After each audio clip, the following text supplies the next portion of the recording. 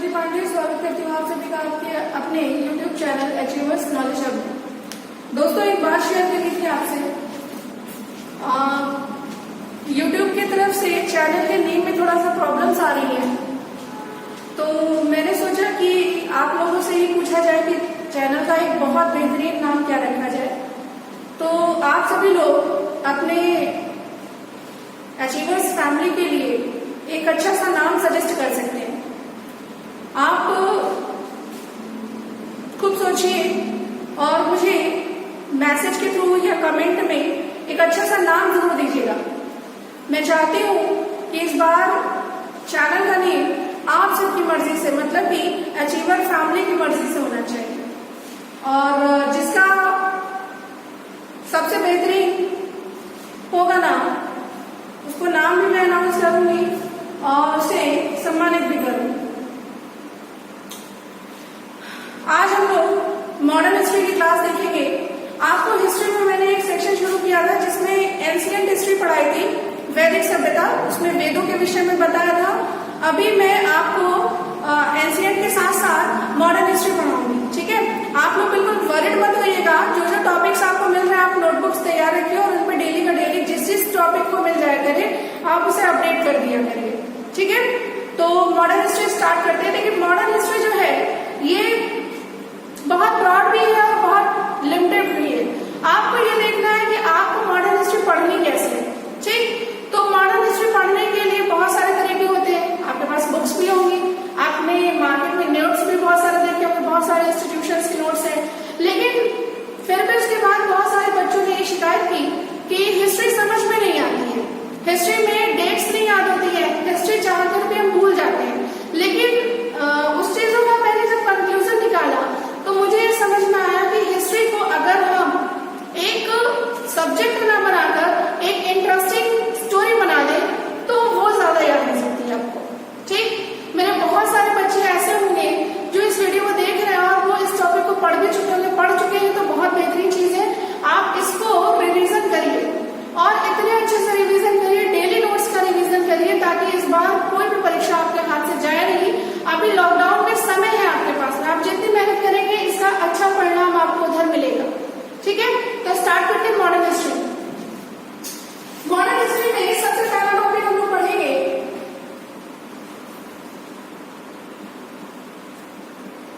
European company का भारत आगमन, ठीक है। चलिए स्टार्ट करते हैं। सबसे पहले 1498 में आपकी यूरोपियन कंपनी आई थी पुर्तगाली। इसके बाद 1600 में आए थे आपके डच। 1602 में डेनिश। 1616 में फ्रांसीसी। 1664 में स्वीडिश और लास्ट में पूछे जाते हैं 1731 में। 1731 आपके लिए इंपॉर्टेंट नहीं है। सबसे पहले 1498 में पुर्तगाली आते हैं, लेकिन इसका पूरा नाम था पुर्तगाली ईस्ट इंडिया कंपनी। सभी में यही नाम लगेगा। जब मैं आपको कंपनी पढ़ाऊंगी तो आपको विस्तार से इस पे लिखवाऊंगी कि कौन कंपनी क्या है, कैसे कैसे भारत में आई, किस मार्ग से भारत में आई, किस चीज का इन्होंने व्यापार आरंभ किया, भारत को इन्होंने कौन सी चीज दी। जैसे आलू की बात अगर आप करते हैं तो आप टेस्टी सब्जी खाते हैं आलू की, आलू को सब्जियों का राजा भी मानते हैं क्योंकि आलू के बिना कोई भी सब्जी पूरी नहीं हो पाती है ना ज्यादातर। तो ये आलू कहां से आया आपके पास में? तो पुर्तगालियों ने भारत को आलू के विषय में बताया था, ऐसा माना जाता है। पुर्तगालियों ने ही भारत में आपको भेजा था, ठीक है।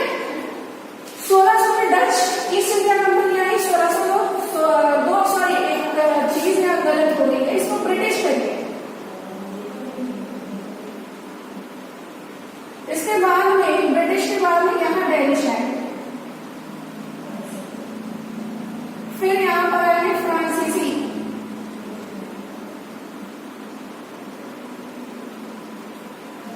1731 में लिखे स्वदेश। तो चलते हैं घूमने। बात है 1498 की। पुर्तगाल से एक व्यक्ति था जिसका नाम था Vasco D gamma. Vasco D gamma America की खोज करने चला।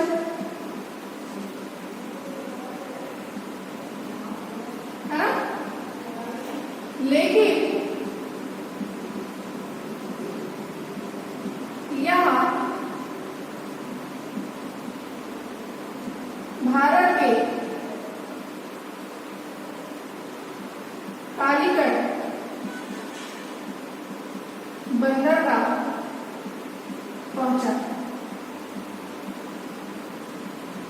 अब जब ये कालीकट बंदरगाह पहुंच गया तो यहाँ के शासक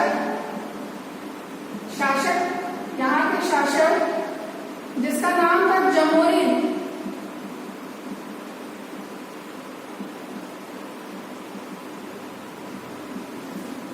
ने इसका स्वागत किया। यहाँ बात समझिएगा। 1498 में पुर्तगाल से एक व्यक्ति था जिसका नाम था वास्को डी गामा। किसकी खोज करने के लिए निकला था? अमेरिका की खोज करने निकला था। लेकिन ये गलती से कहाँ पहुंच गया? भारत के तट पर पहुंच गया। अब जब भारत के तट पर पहुंच गया तो वहां पर एक व्यक्ति था जिसका नाम था जमोरिन। इसने इसका वेलकम किया कि वेलकम टू इंडिया। और इसके बाद में जब ये वहां पहुंचा तो वास्को डी गामा पहले तो दिमाग में आया, अरे मैं तो अमेरिका निकला था लेकिन भारत आ गया। फिर इसके दिमाग में आया कि अब तो भारत आ ही गए हैं तो चलो जरा देख लेते हैं। तो वास्को डी गामा भारत आया और भारत में इसने, आपको पता है कि भारत में मसाले बहुत उच्च क्वालिटी के, मतलब बहुत उच्च क्वालिटी के आपको मसाले स्पाइसेस मिलेंगे। स्पाइसेस मतलब जो सब्जी वगैरह में यूज किए जाते हैं। तो इसने क्या किया? मसालों को यहां से ले जाकर विदेशों में बेचा, जहां इसे 60 गुना ज्यादा दाम मिले। अब एक बात समझिएगा, मान लिया कोई चीज हमको 30 रुपए में मिली है ना? कोई चीज 30 रुपए मिली है, बाहर जब गए तो इसका 60 गुना मतलब 60 टाइम ज्यादा, 1800 रुपए में से बेचा। तो अब एक चीज बताइए, जो चीज हमने 30 रुपए की खरीदी थी अगर मैं 1800 रुपए में मिल रही है, मतलब हम उसे बेच रहे हैं, प्रॉफिट तो बहुत बहुत बहुत ज्यादा होगा। तो यहीं से इसके मन में आ गया कि ठीक है, तो बहुत अच्छा बिजनेस है, भारत को देते हैं और भारत से व्यापार करना शुरू करते हैं। तो पहले भी होता था, जब आप एंशिएंट हिस्ट्री पढ़ेंगे तब भी आपको पता चलेगा कि यूरोप वगैरह से भारत से व्यापार होता था। लेकिन मॉडर्न हिस्ट्री की जब बात करते हैं तो यहाँ से नींव पड़ेगी किसकी? भारत से व्यापार करने की। ठीक है, तो आप इसका स्क्रीनशॉट ले लीजिए।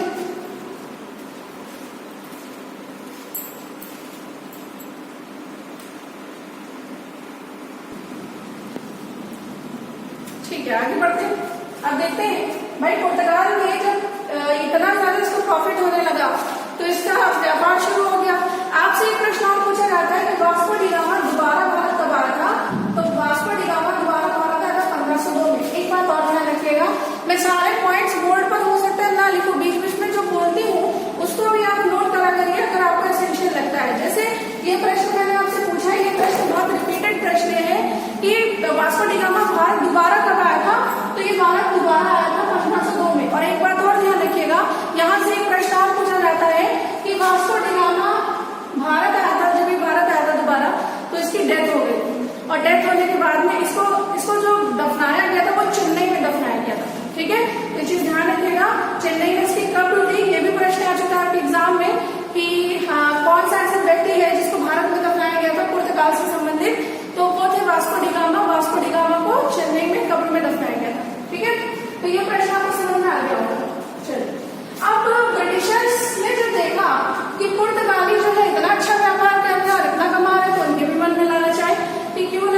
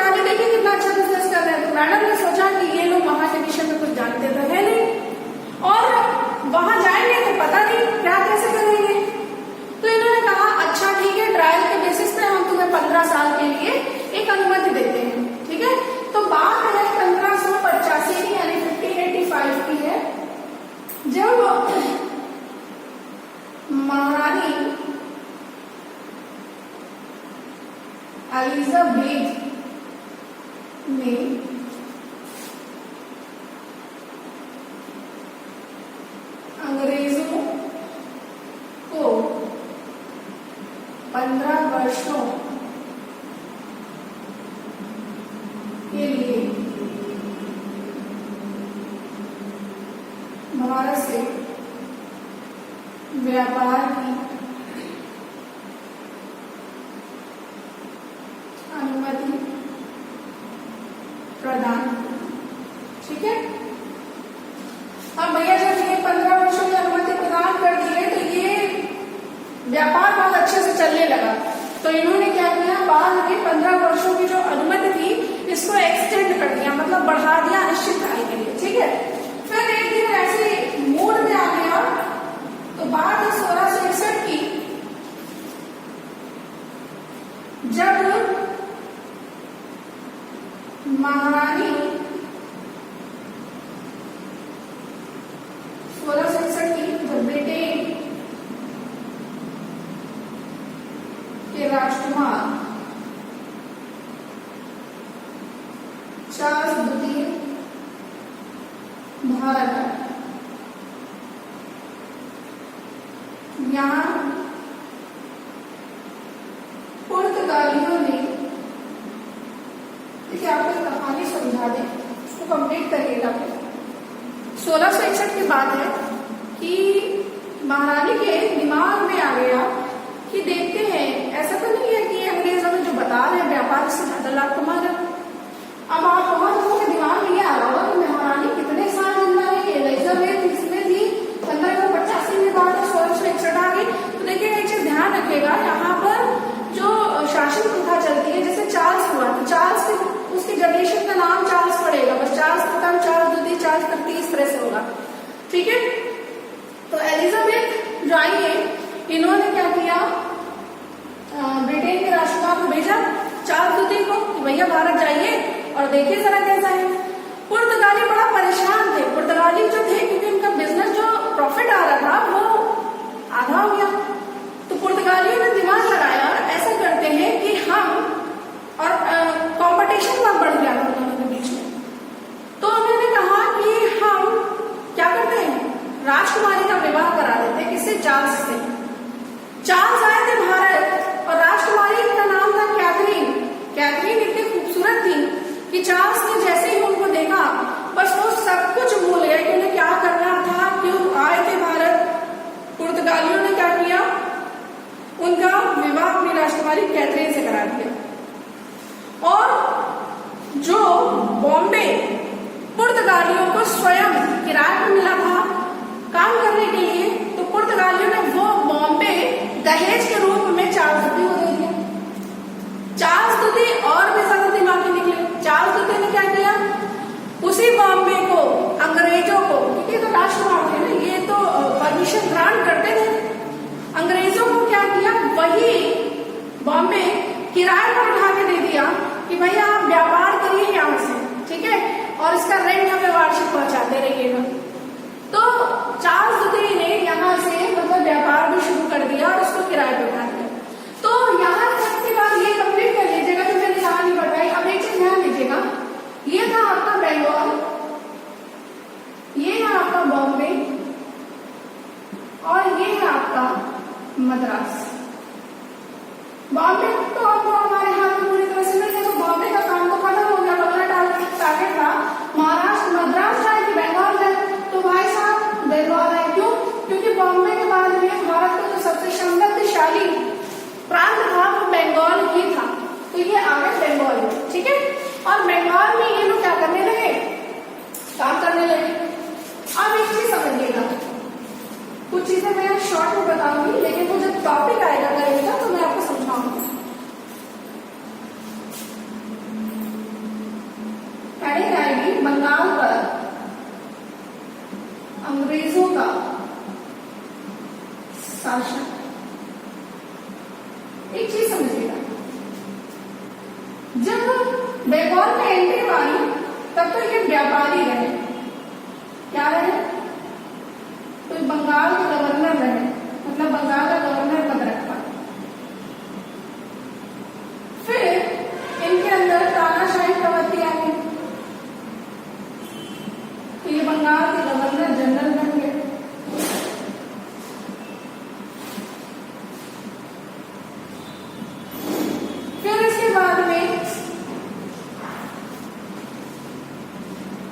भारत का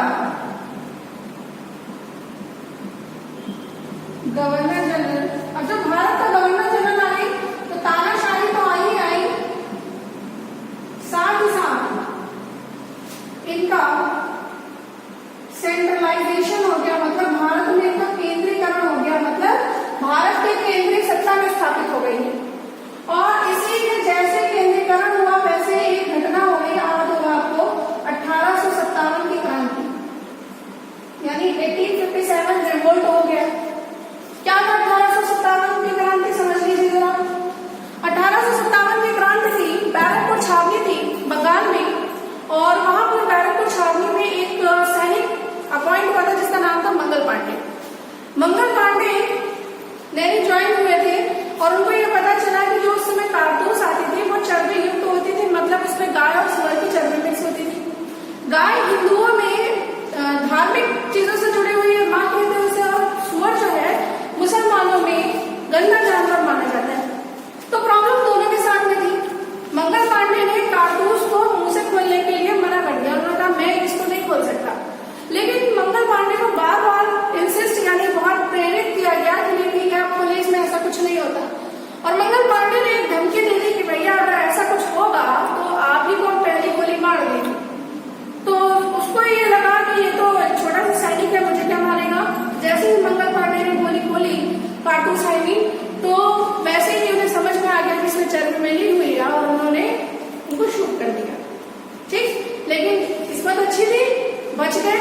इसके बाद में पूरे भारत में ये तांडव हुआ क्रांति के बाद में, लेकिन ये पूरे भारत में तांडव हुआ जरूर, लेकिन थोड़ा थोड़ा करके, मतलब एक जगह हुआ दबा दिया गया, फिर दूसरी जगह हुआ फिर दबा दिया गया, फिर तीसरी जगह हुआ फिर दबा दिया गया। अगर ये तांडव यानी ये क्रांति पूरे भारत में एक साथ हुई होती तो आज आप अपनी आजादी का वर्ष 1857 मना रहे होते। ठीक है, अब सबके दिमाग में आ गया कि अंग्रेज नालायक है, इनको हटाइए। तो इसके लिए एक अधिनियम लाया गया और अधिनियम में इन्होंने भारतीयों को कैसे बेवकूफ बनाया है ये समझिएगा। ठीक है, मैं हेडिंग डालिए भारत सरकार अधिनियम 1858।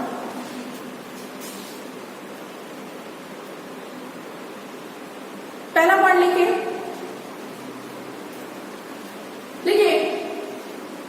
इस अधिनियम के द्वारा भारत से ब्रिटिश ईस्ट इंडिया कंपनी का शासन समाप्त हुआ तथा ब्रिटिश क्राउन के नाम से नया शासन शुरू हुआ। नंबर 2, भारत में गवर्नर जनरल का पद समाप्त करके एक नया पद बनाया गया जिसे वायसराय कहा गया। नंबर 3, ब्रिटेन की संसद में भारत मंत्रालय को गठित किया गया जिसमें एक भारत मंत्री तथा 15 अन्य सदस्यों को रखा गया। ठीक है, ठीक। अब समझिएगा ये अधिनियम था। हालांकि जब आप क्रांति 1857 पढ़ेंगे तो बहुत सारी चीजें पढ़ने को मिलेंगी आपको। और इसके बाद से एक छोटा सा और सिस्टम समझ लीजिए। आपको अगला टॉपिक पढ़ना है भारत में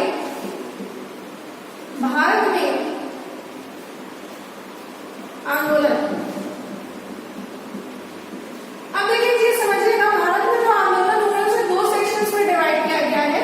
पहले को हम कहते हैं क्षेत्रीय आंदोलन, इंग्लिश में से कहते हैं रीजनल मूवमेंट, और दूसरा है राष्ट्रीय आंदोलन,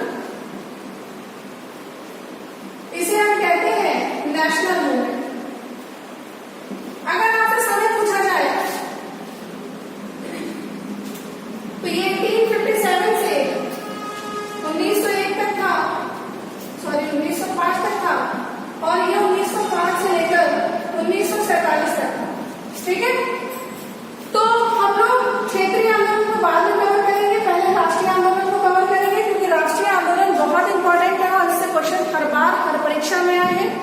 ठीक है, तो ये टॉपिक आपका आज का टॉपिक था, इसे आप अच्छे से पढ़िएगा। कल जब मिलेंगे तो ये टॉपिक आपके दिमाग में बिल्कुल होना चाहिए। और वीडियो को लास्ट में मैं आपसे एक बात कहना चाहूंगी कि वीडियो को देखने आप 2 बार देखा करिए। इसे पहले वीडियो को देख लिया करिए, इसे समझ लिया करिए। जब एक स्टोरी के फॉर्म में आप पूरा समझ लेंगे, दूसरी बार जब आप इसको रिप्ले करेंगे तो इसमें आपको नोट्स बनाने में बहुत आसानी होगी और टॉपिक आपको रिवाइज करने में भी आसानी होगी। ठीक, प्लस आप लोग चैनल को ज्यादा से ज्यादा शेयर करिए और अपने दोस्तों तक पहुंचाइए, ताकि इस सब्जेक्ट को पढ़ने में लोगों को भी आसानी हो और आपको भी पता चल सके। ठीक है, और शेयर, लाइक, सब्सक्राइब जरूर करिएगा, अच्छे से कमेंट्स दीजिएगा और टॉपिक पढ़ने के बाद में। और आप बिल्कुल परेशान नहीं होइएगा, बहुत आराम से पढ़ रहे हैं, पूरा सिलेबस आपको पढ़ाएंगे और पूरे टॉपिक्स आपको खत्म